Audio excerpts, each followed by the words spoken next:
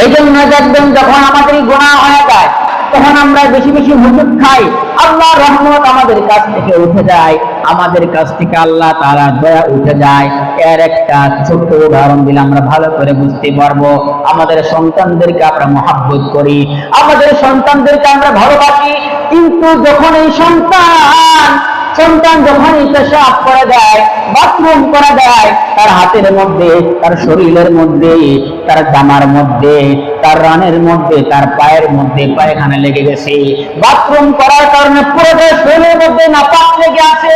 তখন কিন্তু আমরা সন্তান থেকে কান দিয়ে তুলে নেই না, নেই কি সবাই তুলে নেয় না, আঙ্গুলটাকে বাড়ায়া দিয়া যেন নাপাকি আমার শরীরে না লাগে, সন্তান থেকে আলাদা ধরে ধরে সন্তানটাকে এখানে নেই সেখানে নেই ধোয়ার জন্য নেই। আল্লাহ রাব্বুল আলামিন বলেন, ও আমার বান্দা শুনে রাখো, ওই যে তোমার সন্তান গায়ের মধ্যে নাপাকি লাগলো,